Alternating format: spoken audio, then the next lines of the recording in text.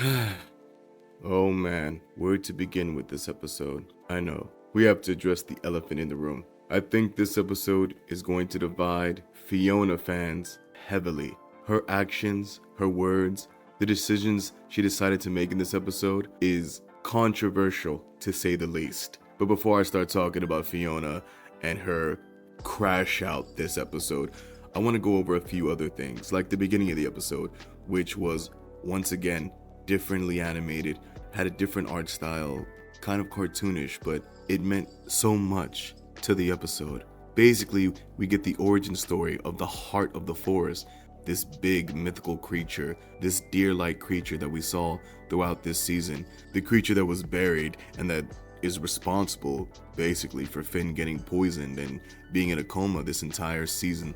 And we learned that these three bandits, these three idiots, actually ended up using the heart of the forest for its magic capabilities because it granted them some magic. And we also see that Spirit Dream Warrior kind of took these three buffoons who were basically nothing. They were bandits with no capabilities, but he convinced them to go to the heart of the forest. The heart of the forest granted them magic, and they ended up, of course, being greedy and trapping the heart of the forest to use it forever, because that's what bad people do. And this is basically the origin story of the Green Wizards Guild as well as the Heart of the Forest. And it's so interesting to see Spirit Dream Warrior kind of working behind the scenes. And I love that. I love to see mysteries and lore building because it also connects to Huntress Wizard when she was a kid and he was training her.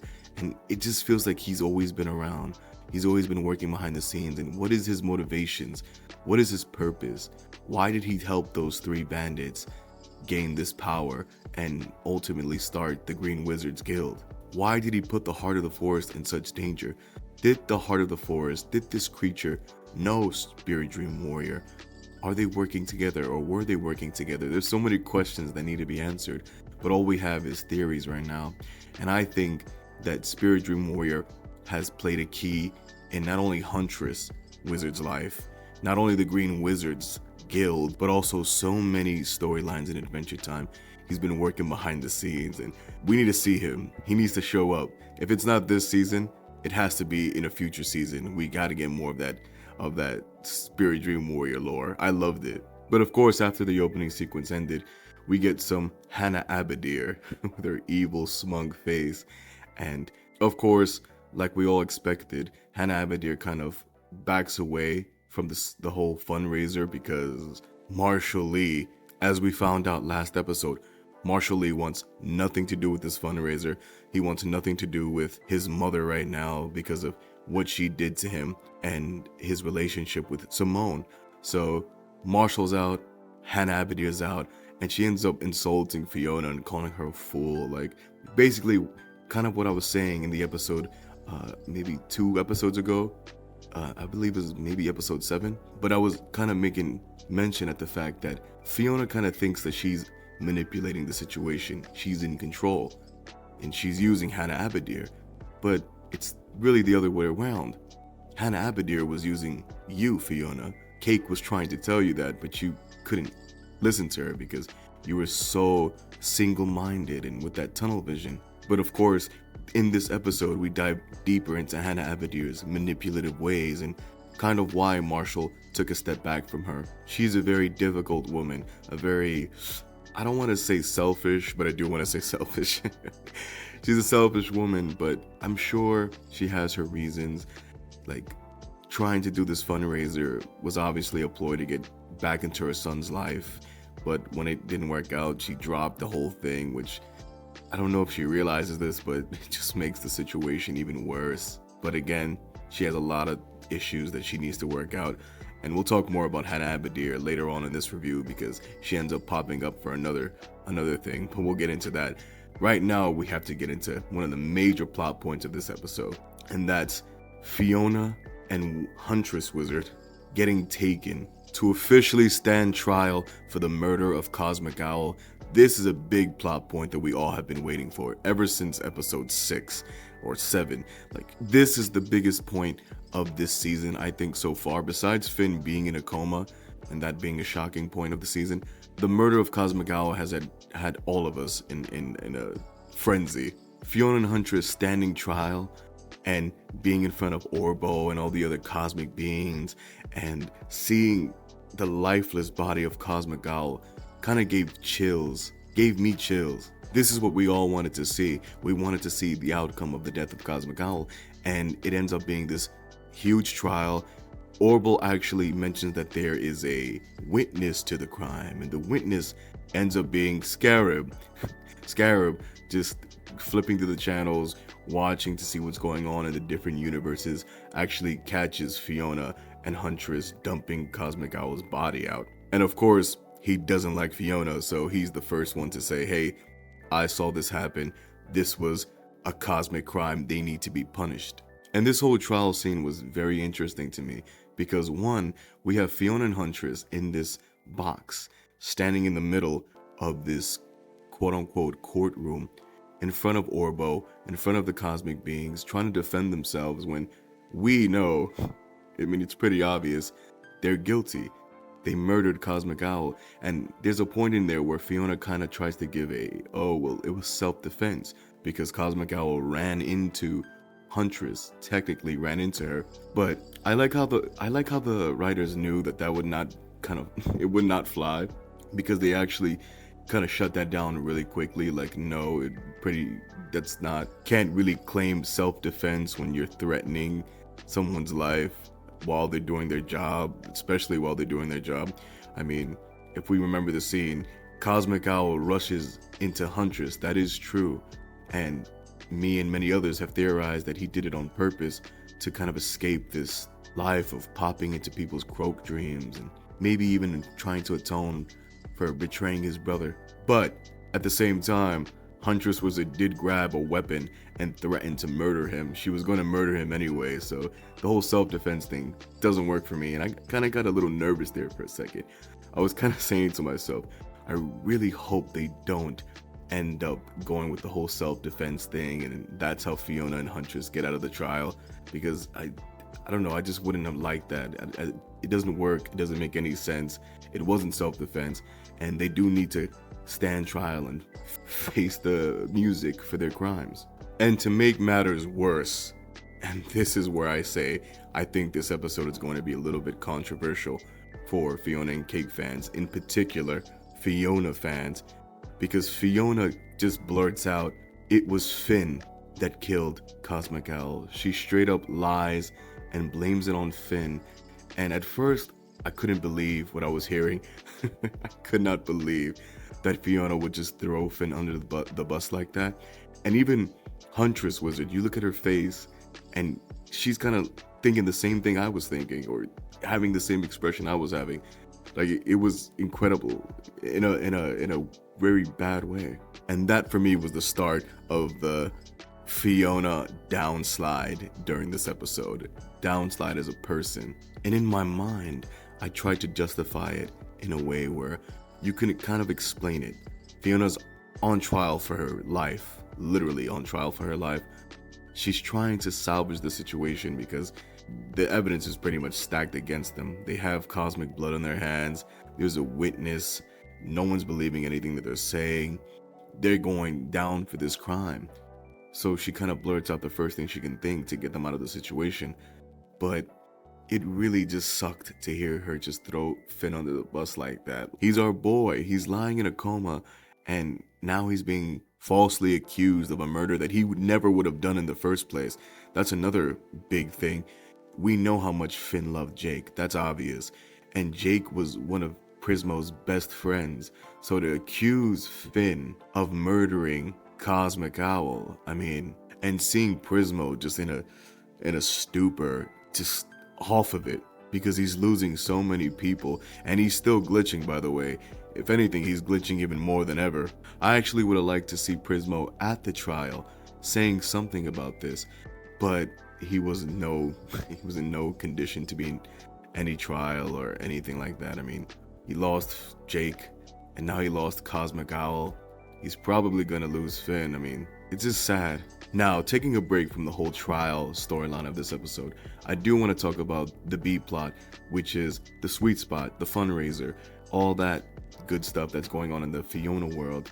And shout out to Cake. Now, if we're going to criticize Fiona in this episode, and I really do believe that that's justified to criticize Fiona, we have to give Cake her props. Everything she did while Fiona was on trial to save this sweet spot, the fundraiser, to find a new venue and help everyone out. Cake is a real MVP. I mean, we all knew this. Cake is like the backbone of the series.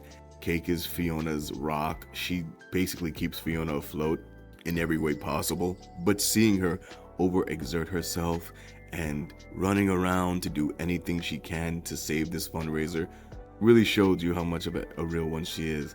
And she actually ends up getting a kiss, her first kiss with M-Cron, which I guess that can also be a little bit of because technically she's a cat, and M-Cron in this series technically is a human, so it's kind of like what's going on. And even when they have their first kiss, there was kind of like a back off moment, like maybe there was something not there or something that was there that kind of had to like break up the kiss between them. But Cake was just too exhausted to actually get into details as to why the kiss didn't go the way it probably should have. Maybe we'll learn a little later. And adding on to this whole fundraiser sweet spot situation, DJ Flame just continues to be one of the worst characters in this series. And when I say worst, I mean just as a person, DJ Flame is just no good. When he made the phone call to Fiona saying that he might not be able to make it to the fundraiser, I almost threw my controller at the screen. DJ Flame pisses me off so bad. He's just a terrible guy. And then on top of that, he actually ends up cheating on Fennel with Fiona. I mean, this guy is just a douchebag. And the interesting thing is, DJ Flame is obviously supposed to be the gender bent version of Flame Princess, but I don't remember Flame Princess being this awful. And I know these characters are supposed to be their own characters, their own lives, having their own personalities, which comes with making their own decisions, not just being carbon copies of their gender bent counterparts. But DJ Flame is just he's a dirtbag. Sorry for all you DJ Flame fans, by the way. I know in all these reviews, whenever DJ Flame pops up, I kind of trash him, but that's just how I feel. Which is actually an interesting point for me, because it's like we get to see the worst of the worst when it comes to humanity and these characters in the series. We see DJ Flame just cheating on Fennel and just being flaky, and we have Hannah Abadir manipulating people and trying to be very controlling. But on the flip side of that, you have Cake that's doing everything she can for her people because she's a real one. And also you have Simone, who's, again, just a beautiful character. I mean, I know she's the gender bent version of Simon, and anyone who knows me knows that I love Simon Petrikov as a character. I love the Simon and Marcy storyline. But seeing in this episode, Simone and Marshall meet up together for the first time and actually have the conversation where he apologizes to her for what his mother did. It was just a beautiful scene for me. Like, I can't explain to you guys how much I love storylines like this and how relatable it is for me. And especially the fact that they didn't play it up for comedy. It was such a serious, somber moment. Similar to how the Simon and Marceline episodes were in Adventure Time. The writers knew we have to keep this genuine and real and kind of slow down the comedy for this. And it was a very heartwarming moment for me. It was a very touching scene, seeing Simone and Marshall get that time to talk to each other. And even when she's in the audience, when Marshall comes in to perform, because of course DJ Flame is sleeping during the fundraiser. Oh. A few other characters step up to perform for the rowdy audience, but it really is Marshall who steals the show and gets everybody's attention. And that little it's kind of getting me touched right now thinking about it, but that little scene where Simone's just clapping it up for Marshall's song, which is obviously a song that he wrote, kind of expressing his childhood trauma towards his mother and how he feels. It's a very deep song for him. seeing Simone give him that affirmation, that look, it was beautiful for me. Shout out to Simone, shout out to Marshall Lee, and shout out to Cake. The Fiona and Cake world plotline in this episode, I loved it. I know a lot of people are kind of iffy on the Fiona and Cake plot, the slice of life drama, but this has to be the peak of that drama in this season. Now, going back to the whole cosmic trial portion of this episode, Fiona and Huntress end up getting released. I guess Orbo's just trying to deal with the restless crowd, the jury, or I guess just the onlookers. So he kind of tells them, hey, you guys are free to leave for now. You guys are on bail, basically, but just don't skip town, which is actually a pretty funny line because how are they going to escape cosmic beings?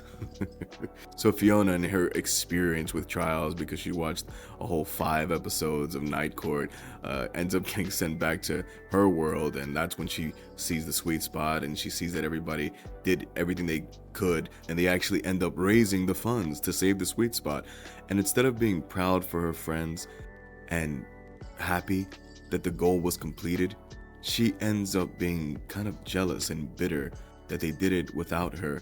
And I understand, and I know a lot of people are gonna kind of say, whoa, Fiona's such a dick in this episode, like Fiona kind of showed her true colors. But me looking deeper into her character, because I do like Fiona as a character, I love how relatable she is, and I do want to say that this episode kind of proved how relatable Fiona can be, because she's not just this perfect hero that's trying to save everyone and do the right thing all the time. She's flawed. And I know I criticized her a little bit earlier on in this review, but I do want to say that I can kind of understand where she's coming from. If we look at it in the lens of like, she's overthinking and she made this whole situation to save her friends and to help her people, but also to find purpose in her life. And this was like her project to do something meaningful that she felt was going to be for the betterment of everyone around her, including herself. She needed that sense of self. So I think her coming back from that stressful trial to see that everything kind of worked out without her, almost like she wasn't needed, I know it had to hurt her. And obviously we know that everyone was doing everything they can for her. Cake just doing everything she can to save this fundraiser, to save the sweet spot. She did it for Fiona. She gathered the money. She did it for Fiona. But Fiona on the outside looking in doesn't feel that way. And she actually ends up having a huge crash out moment in this episode, which was so hard to see. It was so hard to see Fiona go into that bulldozer, destroy the sweet spot, just crash out on all that hard work that her friends just did for her, and taking out all her insecurities, projecting all her frustrations onto her friends. It was tough to see, but you know what? It was real. Fiona's not this perfect godly person. She's not Finn. She's very flawed. And I really do feel like Fiona's gonna take that call from Hannah Abadir, and we might see Fifi, the bodyguard for Hannah Abadir, doing her dirty work. We might see that hypothetical future may actually come true. Now, of course, another huge shocker in this episode is when we cut back to Simon, Marcy, and Bubblegum, and they actually end up finding the Green Wizards with the Heart of the Forest. And the Heart of the Forest is, it's gone. This beautiful mythical creature that just tried to help people and help these bandits, give them some power, and probably meant good, trying to do good in this world, is now just this sick animal that ended up needing to be put down. It was actually a very sad scene, and they kind of added some levity when Bubblegum pulls out her, looks like a Nerf gun, to put down the Heart of the Forest. But it was still sad seeing this beautiful creature just being the product of humanity's worst, and in this case just the worst in this world. I mean, of course we know that this world can be very dark and very unfair, especially to the best of us. And to be honest with you, animals a lot of the time tend to be the best of life. So shout out to the Heart of the Forest. I hope the suffering's over. But after Bubblegum puts the Heart of the Forest down, we end up getting a scene where Bimo calls in and says that Finn has been taken, or Finn is okay now. But when we see the bed that Finn is supposed to be laying on, it's just this crater. It's a hole, almost like Finn was shot, just like the Heart of the Forest was shot. And now there's so much to unpack with that scene. Is Finn connected to the Heart of the Forest? Was Finn actually put down and killed, just like the Heart of the Forest? Is Finn still alive? The episode left on that cliffhanger, and it's like, wow, such a big shocking moment, and I don't even know what to say. I wasn't expecting that for sure. But I guess we'll have to see in the next episode, episode 9. There's only 2 more episodes left for this season. Now I need you guys to leave in the comments telling me what you noticed about this episode that I didn't, and giving me your thoughts on what you think is gonna happen next. And we just have to talk about this episode. This episode was craziness, and I doubt things are gonna slow down now. With only 2 more episodes left in the season, things can only ramp up. There's so much that needs to be answered, and I'm ready for some answers. Thank you guys for watching. Like and subscribe if you want some more. I'll catch you in the next video.